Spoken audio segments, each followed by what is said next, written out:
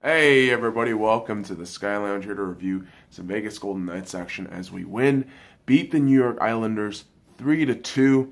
Apologize, boys and girls, I was gonna upload this last night, but I'm sick as dog shit. I am hopped up on cough medicine and trying not to figuratively die. So, watching this game last night, and this is the start of the 4-game road trip in the East Coast. I believe the Jersey Devils are next on Friday, but the Vegas Golden Knights boys, they had to come out.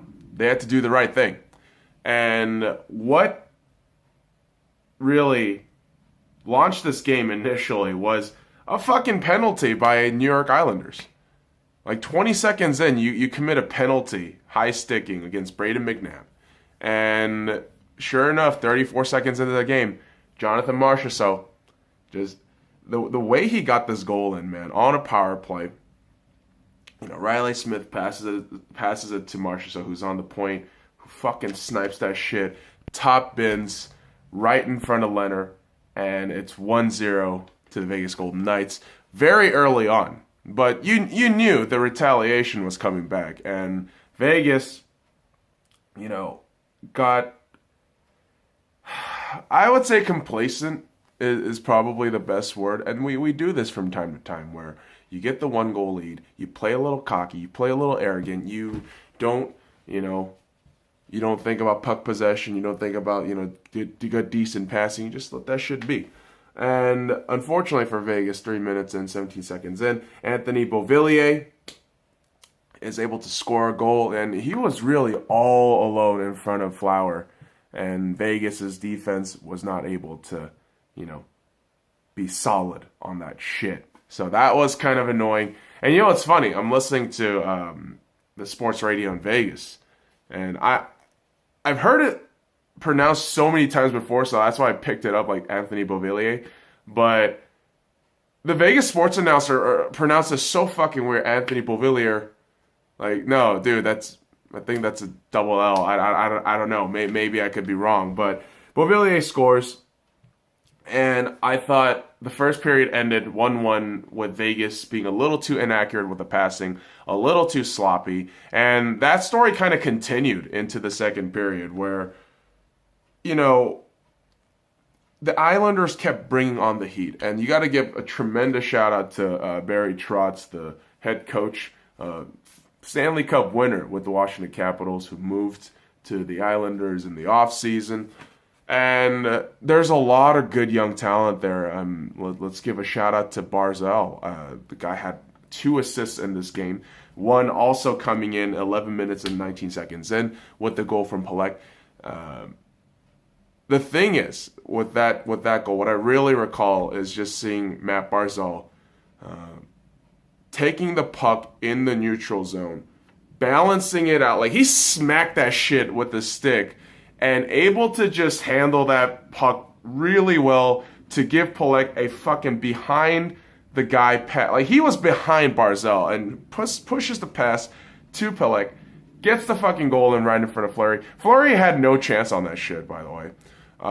Yes, maybe he could have reached his hands out, but that puck was going so fast. And Barzal creating that chance, creating that space, and really screening the goaltender up front. I think Matt Barzal and all these cats you got in the Islanders, you got so much greatness to build off of from these young kids. And now I know I'm going a little too early. Maybe, I don't know. The Islanders haven't proven themselves yet. But really think about it. John Tavares leaves, goes to the Leafs, and somehow you're still getting really decent results in the Islanders. So I think give them a couple of seasons, man. You're going to see this team come up, and man, maybe that 80s dominance can happen again, right? But who the fuck knows? Hey, here's the thing. Here's the thing, though, boys and girls. You get the goal scored on you. You're down 2-1. Now, this is the great thing what Vegas has done as of late. They don't really get frightened as much when they get scored on or when they're down, when they're in a goal deficit. What tends to happen is great players comes up in great clutch moments. And William Karlsson is able to get a goal 16 minutes and 31 seconds into the second period. He stole that shit like a shoplifter and scored on Leonard. And I gotta tell you, it was pretty damn awesome to watch William Karlsson, get his 12th goal of the season, and 10th or 12th, I can't remember. But we have the double-digit goal scorers coming in to the Vegas Golden Knights. We have at least 3 or 4. Jonathan Marchessault being one. I think he had his 12th. And I'm pretty sure William Karlsson has 10th today, or last night. Alex Tuch, Max Pacioretty, I know those 4 guys are in the 10s. And this is what we needed. This is what exactly Vegas needed. We needed our offensive guys, our guys who have proven themselves last season, to step up big. And William Karlsson, man, he might not get the 40 goal mark from last season, but he's showing form. He's improving again, and I'm really liking how he's, playing that style that we're so accustomed to seeing from William Karlsson. Turning a defense to offense, offense to defense, that kind of style. I really love William Karlsson for doing that. Now, here's the thing, boys and girls. Vegas waking up to their sloppy play and then just turning up, that's refreshing to see. And unfortunately, either for the Islanders, and I think in this particular case, the Islanders, there was a 16-minute delay in the beginning of the third period because of a lighting issue inside the Barclays Center.